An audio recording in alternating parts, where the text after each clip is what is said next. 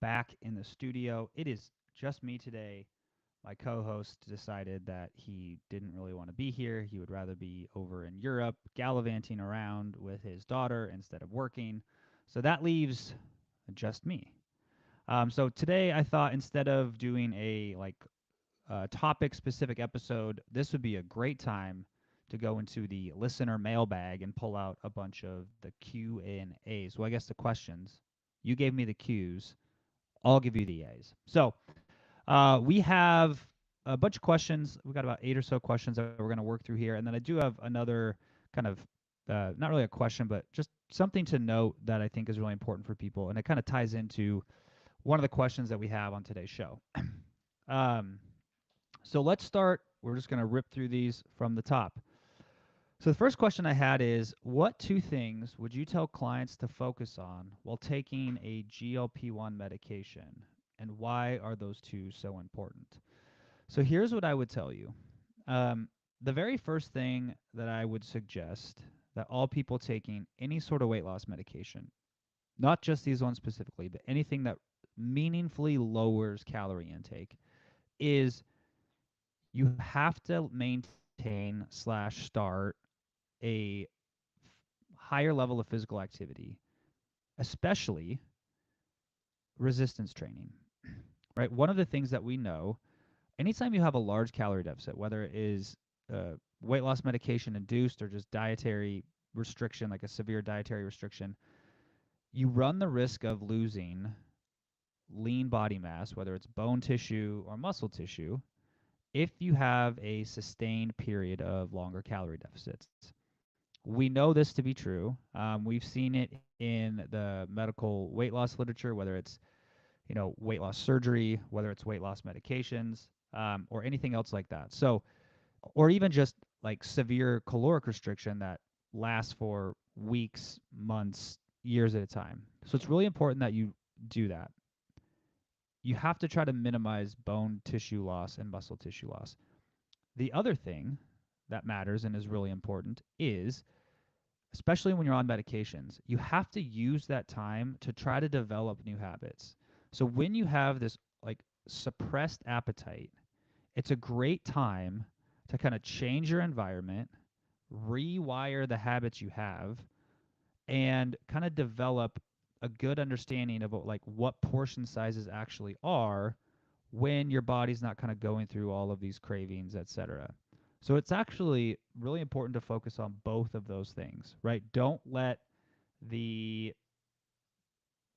don't let the effect of a medication just be there when you have it. You can use it as an opportunity, right? Think about it like this. Let's say you have a period in your life where you're just like making way more money than you think is reasonable, right? Let's say you're a pro athlete and you're in your peak earning years.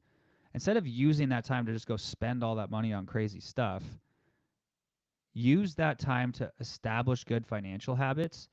So while you're making more money than you can spend, it's going into investments, right? It's kind of the same thing when you have this ability to have suppressed appetite through medication use that to develop habits. I'm going to come back to that because this is actually really important. There's some data to talk about this. Okay. Next thing is, what are my thoughts on decision fatigue and how to prevent it, or rather mitigate it, without eating and doing the exact same thing day after day after day? I have two thoughts of this. One is, I think it is unreasonable to expect to develop consistent habits and become very good at something if you do something different every day, right? I look at, I've been fortunate to work with some world class athletes, people who are at the top of their sport, right? They're now in the NBA making, you know, 30, 40, 50 million dollars a year. And the thing that they do is they do the same thing every day. They learn that their habits and the repetition of being able to execute on something repeatedly is what sets them apart from everybody else, right? So this idea of like, I need all this variety, I think sometimes is actually counterproductive. Now, that being said, like, I totally get it when you have things being like too too repetitive, it gets boring, right? Like if you literally eat the same food, like if you just had the same protein shake every single day and that was it, like the Soylent or whatever it was, like obviously that's going to be a problem.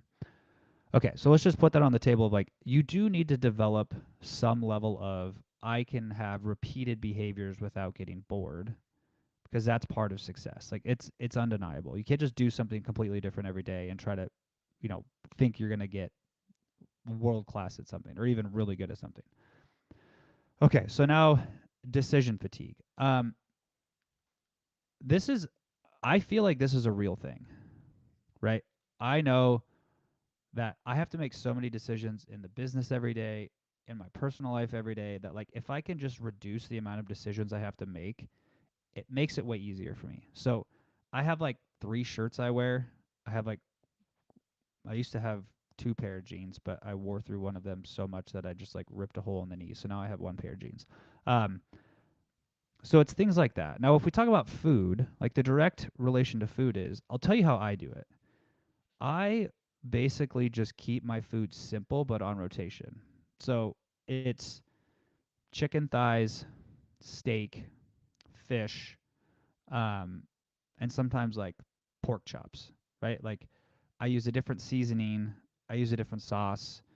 Like so maybe one night it's like uh, Asian sauce or seasoning. The next day it's like a Mexican food seasoning. Another time it's Italian. Another time it's like it's whatever.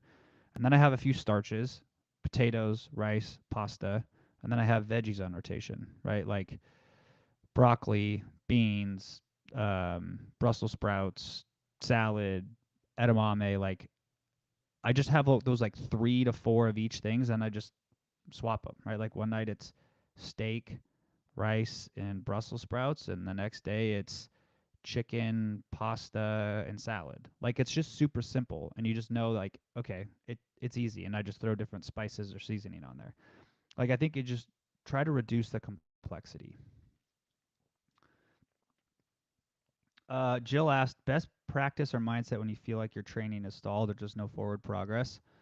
Um, good. That's good, right? That means you have hit a ceiling and you have to figure out, okay, how do I get through this, right? This is a good problem solving thing. Is it mentally like you just need to push harder? Is it you need a deload week and you got to go through it? I mean, anytime you hit like a real stall, it's a good problem solving time, right? It's people have this assumption of if I just keep doing the same thing, it'll always be linear progress. But at some point, you're going to get to a point where like the intensity, the training type, the volume, whatever, you've kind of maxed out where you're going to get with that, and now it's time to solve the problem. And so I think that's the best practice or mindset is like just view this as a, hey, I got some problems to solve. I'm going to tackle this. It's going to be a fun thing to do, right? It's like in business, right? When you get to a certain revenue threshold and you stay there for a while, you could be like, oh, this sucks. Or you could be like, okay, this means like I've maxed out my current skill set. I got to go find more skills, right? This is exciting. I got to go learn how to solve new problems.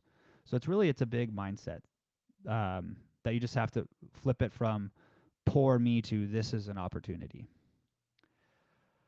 Um, Anastasia asked, why do some of us have big appetites despite being small people and others don't? Is it taste buds, psychological? At 5 foot nothing, I can out eat my 6 foot partner anytime.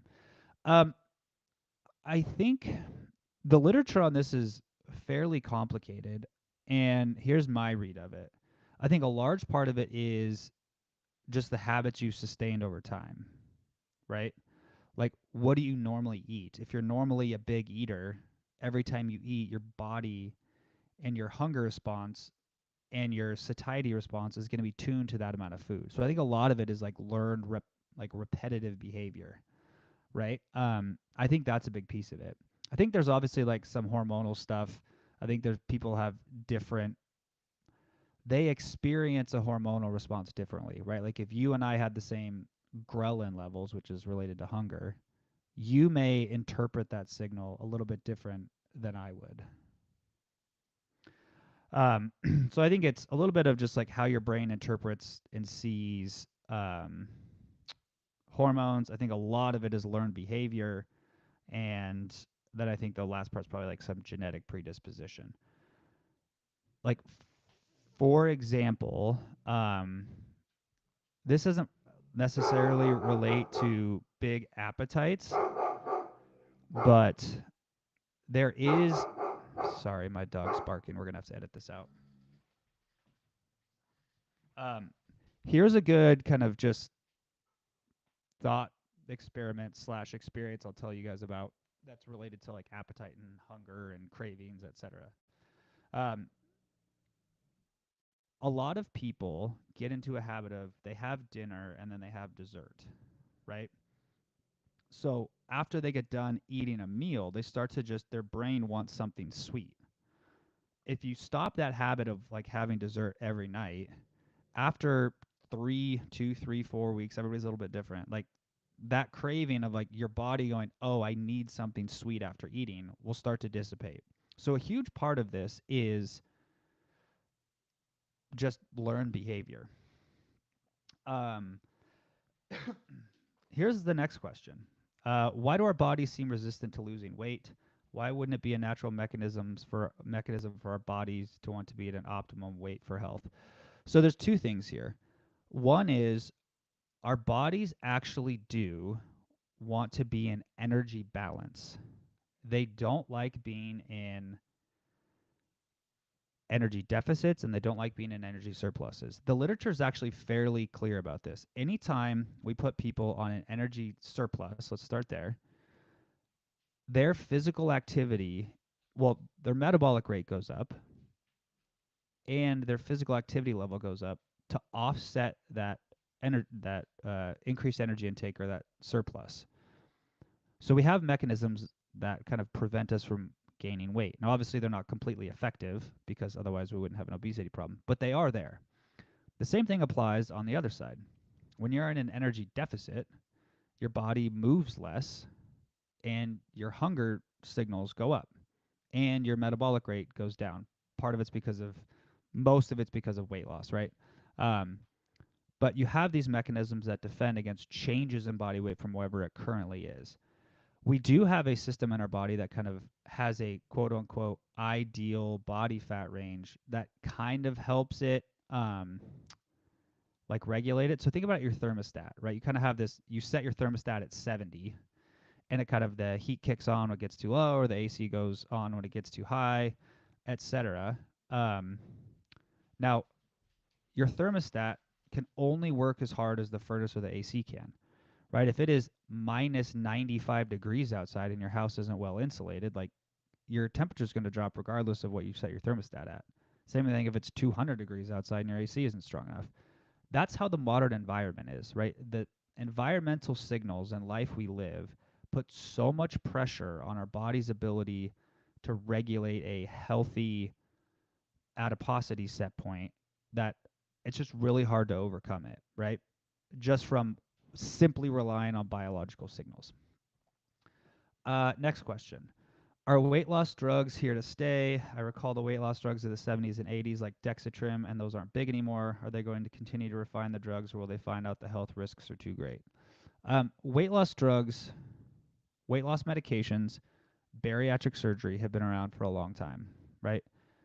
We have had weight loss medications going back for 100+ years now.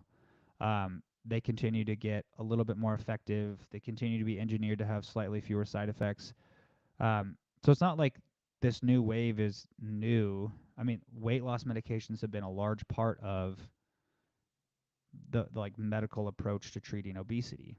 The reason that they've become so popular, one is um, objectively these medications at higher doses work better than previous generation medications.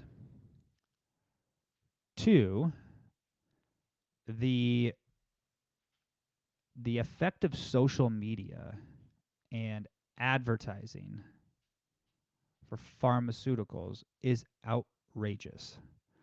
I mean, that's a big piece of it. And then the other thing is think about, I mean, outside of Macros Inc., and I know we're not a huge, like, multi-billion-dollar company, But look at the major companies that are in the quote health wellness space, Noom, Weight Watchers, etc. They jumped on the 2022, 2023, 2024 financial train of people enjoying these medications, using these medications, and said that's going to be our model because we can make a ton of money. And so you kind of have this convergence of they are more effective than previous generations. The current generations do have lower side effects than some of the previous generations. There's a massive push behind social media. The amount of ad spend on these things is insane. You have a lot of famous people endorsing them, and the major companies have like shifted to that is how we're going to get people to lose weight. And so this is kind of their spotlight time where they're really becoming popular. So that would be my interpretation of that. Okay. Another question related to GLP-1s. How realistic is it to be able to come off of a GLP-1 if you've used that for weight loss? Is microdosing of them helpful? Can you comment on hair loss and how to avoid? Um, let's start with those ones. So there's quite a few there. How realistic is it? If we go back to the first question of like you have to figure out a way to develop and change your habits while you're on them, I think that's really important. So I'm gonna share something with you. This is data from the British Medical Journal, the BMJ. I gotta pull it up here. I'm gonna share my screen. So this was a study that was done in the last couple of years and published very recently, where they looked at. I have to accept the cookies. Where they looked at weight loss medications, all weight loss medications, all what we call incretin mimetics. So this is all the GLP-1s. This is all the newer ones. So these are the they're calling them GLP-2s and GLP-3s. I'm not even gonna get into that. That's not even remotely correct. I mean, the GLP-1 is glucagon-like peptide 1. They're calling them GLP-2s because there's 2 targets, and GLP-3s because there's 3 targets. There's not a GLP-2 protein drug. There's not a GLP-3 protein drug. It's just one medication targets, has one mechanism of action, 2 mechanisms of action, or 3. So whoever decided that's going to be the names, it really frustrates me that people can't be scientifically accurate or literate, but that's a different conversation. And then we have behavioral programs. So these are just like lifestyle, like basically what we do at Macros Inc., right? What you notice is all of the weight loss medications probably lose more weight initially, but then within a couple years it all comes back. Behavioral modification, you lose maybe a little bit less weight, but you keep it off for longer. And it's because imagine these medications are basically a brake on your appetite, right? So you just don't feel hungry, so you just don't eat as much. And then you take that brake off and you go back to normal, right? But you haven't really kind of learned how to kind of be attuned to hunger signals and manage hunger as not being an emergency. You haven't really learned what your like actual calorie requirements are for weight loss or maintenance. You haven't developed the skills of, nutritional literacy, of knowing what's in your food. You haven't developed any of the ability to like say no to food when you're hungry. Um, those are all things that you should try to work on when you're on these medications, because that's what's going to be important for longer term results, right? So you have to be able to do that. And the data is pretty clear about this. So it's a matter of kind of merging all of those things together when you're using these medications so you can come off of them, right? I'm not going to tell people they shouldn't use them. I'm not going to tell people they should use them.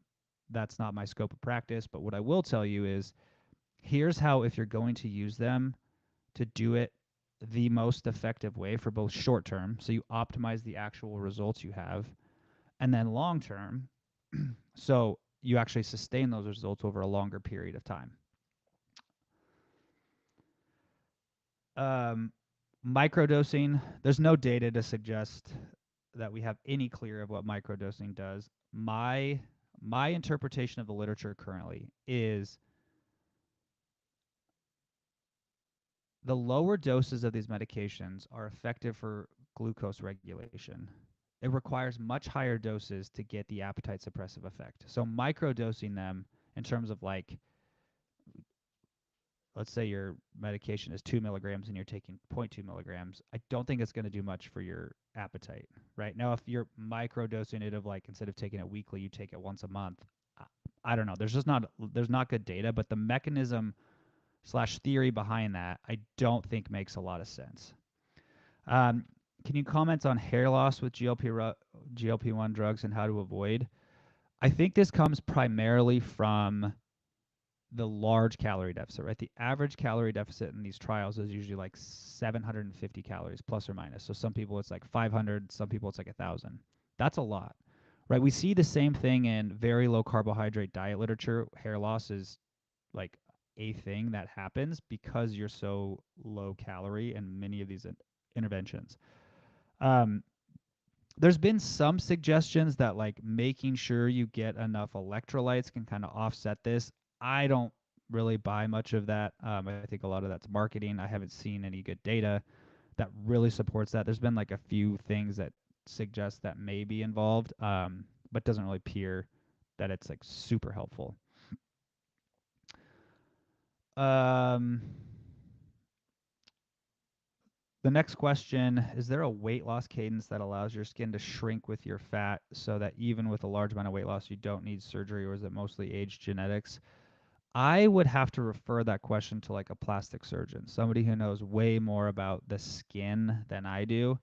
Um, I do know that like the more gradual you lose weight, I think the better the like visual skin change is. But I would like, I'll be the first to tell you when I don't know an answer. I don't think we have good data in the literature on this, but I would say a plastic surgeon who has experience with like doing skin removal surgeries from patients probably has more like in the evidence-based practice world of like just the experiential knowledge. They're probably going to have a way better answer than I will. Okay, last question. How contagious is obesity? This is a provocative question to say. How much are we influenced in our daily choices by people around us? So definitions matter.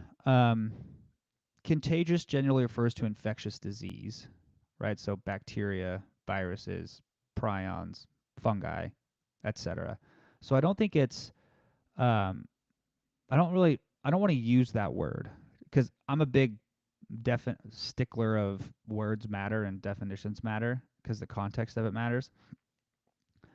But that being said, the environment in which you live and the people who are around you have a meaningful impact on your body habitus, right? There is a reason that obesity and high BMI runs in families, and it's not necessarily genetic, right? We know that the polygenic score for obesity has very low explanatory value, which is a fancy way of saying your genes may, with very rare exception of monogenic obesity disorders, which are very, very rare, your genes may increase your risk in terms of like your ability to resist energy surpluses driving weight gain, maybe worse than somebody else.